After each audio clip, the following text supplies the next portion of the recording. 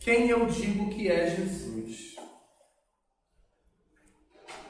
Jesus, nesse relato que nós escutamos nesta manhã, ele estava caminhando, com seus discípulos numa cidade que aparentemente, ela foi registrada ali, ela estava um pouco fora dos rumos das cidades que Jesus costumava andar.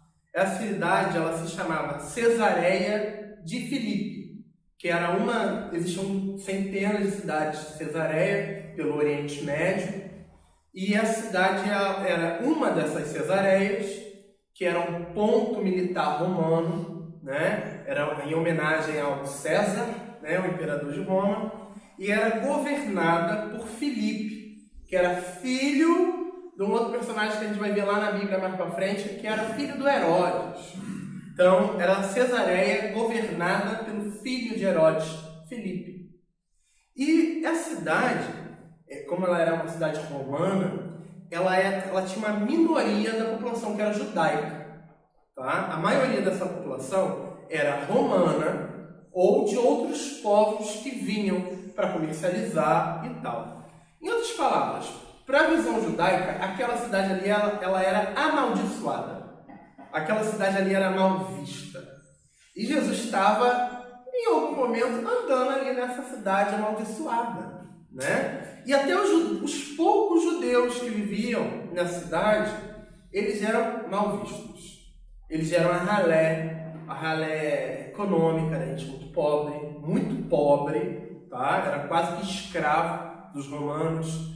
Eram mestiços, então eles não tinham pureza étnica, Eram pessoas que tinham religiosidades um pouco diferentes, da religião judaica, Mas eles eram mal vistos ali. E justamente nesse lugar, Jesus faz uma pergunta para os seus discípulos nesse ambiente. Quem é essa gente que é mal vista aqui na cidade de Cesareia? Quem eles falam que eu sou? Jesus já sabia o que os fariseus falavam dele. Era muito mal.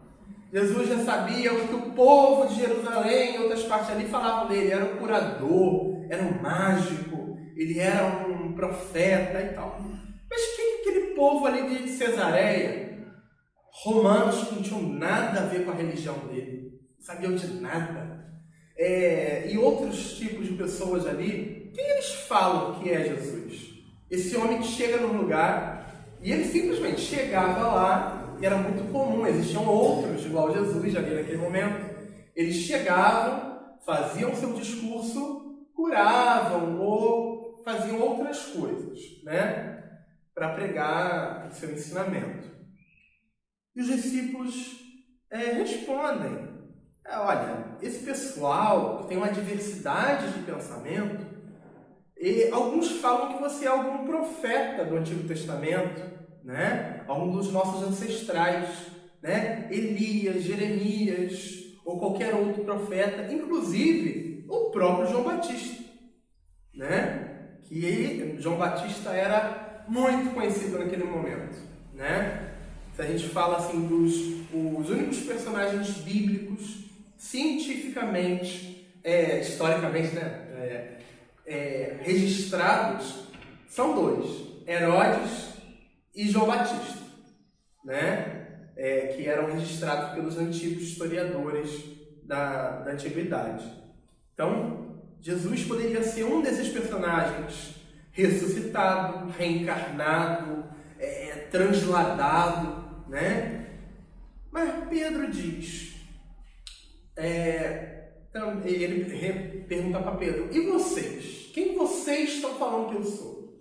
Vocês chegam, pregam no lugar e falam: e aí, ele está pregando quem? Quem é esse mestre? Da onde esse mestre veio? Para onde esse mestre está indo? E para onde quem vai seguir esse mestre está indo junto? Tá? Que é muito comum nas religiões do mundo afora, as pessoas seguem seus mestres cegamente, No século XIX, o Ocidente recebeu uma chuva de mestres do Oriente, do Japão, da Índia, e as pessoas chegavam, viam aquilo como uma novidade e seguiam aqueles mestres. A maioria ia com um buraco, tá? A maioria levava o povo para um fanatismo louco, para comportamentos antissociais, e a nossa recente história está cheia de mestres que levavam multidões para onde? Para a própria ruína, né? Será que Jesus é um desses mestres que carrega aquela multidão de gente sofredora, de gente pobre, né? Excluídos sociais? Para onde esse Jesus estava levando? No tempo de Jesus tinha outros que também levavam, né? E levaram para um caminho muito ruim. Assim que Jesus é crucificado e os discípulos são perseguidos, outras figuras que estavam ali no mesmo tempo de Jesus incentivavam a guerra, incentivavam a violência e levavam seus discípulos para a morte. Tá? A gente está falando de gente do campo, simples, que estavam enfrentando, vamos enfrentar o Império Romano no braço. Moral da história, morria todo mundo, né? Eles eram camponeses, pescadores e o Império Romano dominava o mundo conhecido da época, né? Jesus ele faz um caminho oposto desses mestres do seu tempo, que incentivavam a guerra, a violência e quase um suicídio coletivo, né? A gente tem alguns registros recentes também de líderes religiosos que levam à morte, tá? A religião, quando ela é usada para o mal, ela produz morte. Ai, fulano é religioso. Mas qual é o discurso religioso daquela pessoa? Qual é o discurso religioso que não só religiões meio esquisitas fazem, mas a nossa própria religião faz em muitos momentos, né? Quando a gente está falando da nossa própria religião, a gente está falando do cristianismo, tá? Não existe religião católica, religião evangélica, não. A gente está numa religião só, que é cristã. Dentro dessa religião só cristã, a gente tem uma briga, né, de pegar fogo, mas qual é o discurso dessas brigas? Jesus incentivou a briga. A gente vê Jesus lá, olha, eu quero que o apóstolo fulano bata no apóstolo fulano, porque eu gosto de ver vocês brigando aqui, eu gosto de fazer uma rinha de apóstolo, né? Então, assim, qual é o discurso religioso que esse Jesus veio trazer? Quem é tu, o Cristo, o ungido, Filho do Deus vivo? Jesus elogia a resposta maravilhosa de Pedro. Ele elogia e tem um significado teológico essa resposta. Não, você é ungido, você é aquilo. Mas o que o discurso religioso, o discurso teológico representa na vida real de uma pessoa? Tá, vocês já ouviram falar, aceita Jesus que você vai ser salvo. Confessa o Senhor Jesus e tá tudo resolvido na sua vida. Eu aceito Jesus como meu Senhor e Salvador. Amém. Acabou aí? Acabou, né? Aceitou Jesus, tá liberado, você pode fazer o que você quiser agora, tá salvo, né? E você pode perseguir os outros. Você pode usar a religião para manipular a pessoa, para conseguir dinheiro. Você porque você agora é santo, né? Quem é que vai se levantar contra um santo? Quem é louco de se levantar contra um ungido do Senhor? Será que essa é uma resposta suficiente, uma resposta teológica? Ela é boa, mas será que uma resposta simplesmente teológica ela é o suficiente para uma espiritualidade real? Será que só ler livro, saber a Bíblia de cabo a rabo, saber de Gênesis e de Apocalipse, saber os pais da igreja, saber os reformadores da igreja, saber nome de avivalista, teólogo moderno, teólogo da libertação, é muito bom, maravilhoso, eu gosto. Só que assim, o que isso quer dizer na tua vida? O que vir para a igreja representa na sua vida? Quem você fala que é o Jesus? Quem eu enxergo que é esse Jesus? É um Jesus sectário? é um Jesus dominador que a religião impõe. Não, o meu Jesus é mais cheiroso do que o seu. O meu é melhor, né? O meu grupo religioso detém um Jesus perfeito. Aí vem o outro grupo e fala, não, aquele Jesus é todo torto. O nosso Jesus é correto. Por acaso está Cristo separado? Por acaso existem muitos Jesuses? Existe uma série, eu não vou saber de onde, o nome da série é Deuses Americanos. Essa série, ela é uma série meio que violenta, uma série que ela brinca com a religião, e é um mundo onde os deuses do mundo antigo eles estão decadentes, bêbados, falidos, morando em apartamento, sabe, morrendo. Os deuses do futuro, que é o dinheiro, a tecnologia, a televisão, a inteligência artificial, está matando esses deuses antigos.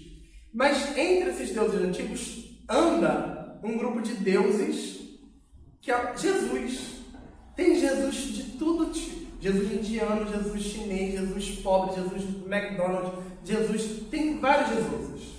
Por acaso, esse Jesus que a gente prega, que a gente acredita, é um Jesus dividido, que tem um Jesus para cada pessoa? Para cada cabeça tem um Jesus, né? Para cada grupo religioso tem um Jesus. Eles brigam entre si, esses Jesuses, porque eles não se entendem. É Cristo de verdade? Ou são ídolos que a gente vai construindo? São ídolos que a religião foi construindo? São ídolos que o mundo vai construindo a seu bel prazer? Somos apresentados a mitos e narrativas de um Jesus no coração daqueles que são humildes e clamam por aquele Deus que fez maravilhas no passado, um Deus que olha os pequeninos, um Deus que olha o mundo, a criação que Ele formou. Nós somos criação de Deus. Deus se importa conosco. Ele não se importa com a placa, com a casca que nós vamos carregar, ou aquela que dizemos carregar, ou aquela que nós fingimos que carregamos. Ele não se importa. Ele se importa com uma espiritualidade verdadeira e sincera. Não adianta enganar Deus. Em Deus não há mentira, em Deus não há treva, em Deus não há ilusão. Deus é luz e é uma luz intensa, onde Moisés chega a pegar um pedacinho e se esconde para não ficar cego, para não se fulminar. É uma luz onde treva e ilusão nenhuma suporta. A gente acha que pode enganar Deus. Líderes religiosos mantêm impérios, enganando, iludindo e oprimindo. A gente acha que realmente essa gente engana Deus? Deus não se brinca. Cristo é misericórdia. Ele nos ama. E Ele nos mostra um caminho diferente dessa hipocrisia que é pregada à torta e à direita. A igreja, infelizmente, ela pegou esse discurso em vários momentos porque isso gera lucro, gera poder. E Cristo não está nesse mundo de lucro e de poder. Não está. Ele morreu como um indigente, um amaldiçoado pela lei de Israel, um preso político pela lei de Roma. Então, quando a gente entende a preciosidade dessa diferença de um Cristo real em nossas vidas, que nos mostra um caminho de vida, um caminho aonde tudo aquilo que eu falei de ruim não faz pacto com Jesus. A maldade não habita em Deus. A maldade não está em Cristo. Se alguém falar que Cristo é isso, esse ser horripilante, desconfie. Não desconfie, rejeite, pelo amor de Deus. Deus é amor, Deus é luz. Se te mostrarem um Deus de maldade, de trevas, esse mesmo Cristo, ele veio para o mundo e caminhou no mundo para quebrar todos esses ídolos que nós vamos construindo. Esses ídolos da religião externos e os ídolos internos que habitam em nós. Às vezes, a pessoa até entende, o Cristo é legal, Cristo de amor e tal, mas tem vivenciado esse Cristo de amor? Tem rompido com o comportamento de ódio? Ódio, maldade, atrai para baixo. Deus nos quer elevando, Deus nos quer um caminho de vitória, Deus nos quer um caminho de felicidade. Deus não se agrada num caminho de tristeza, de miséria espiritual. Nosso Deus é farto de alegria, de bênção. E essa mesma alegria que Jesus trouxe. Não somos perfeitos, não alcançaremos a perfeição, mas devemos estar com os olhos para esse alvo, que é Cristo, que é a perfeição que habita em nós. Será que eu tenho vivido e eu tenho falado desse Cristo? Quem é Jesus que está na minha vida? Quem é o Jesus que caminha comigo? Que algum dia caminhou ou que ainda vai caminhar comigo? Quem é o Jesus que eu estou mostrando para o mundo? Quem é o Jesus que a minha comunidade mostra ao mundo? Será que nós somos participantes de fato do corpo de Cristo? Nós vemos igrejas lotadas, nós vemos um mundo cheio de religião, mas quanto de amor está faltando? Quanto de mudança no mundo tão religioso está faltando? Quanto mais de Deus se fala, quanto menos de Deus se vive. Qual é essa presença viva de Deus que habita em mim? Será que essa presença viva vive no mundo? Se eu vivo, eu tenho que levar essa vida ao mundo. Eu tenho que levar essa vida aonde eu estou. E esse Cristo nos dá a segurança de que Ele está conosco. Ele vai nos levar e vai nos amparar. E se alguma dificuldade aparecer, Ele estará lá do nosso lado, para que possamos levar vida, nos inspirando nos apóstolos. Hoje nós lembramos São Bartolomeu. Você sabe como São Bartolomeu morreu?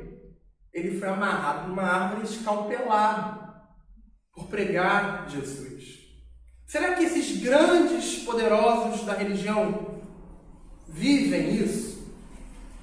Vivem uma religiosidade ou uma espiritualidade que vai até a última consequência por amor ao outro, não por amor ao lucro e ao poder. Que Deus, em sua palavra, purifique nossos sentimentos e pensamentos para estarmos firmes naquele Jesus que não é uma ilusão, não é um ídolo, não é uma imagem no papel ou na estátua, mas é um Jesus que vive em nós e no mundo. Muito obrigado, graças a Deus. Amém.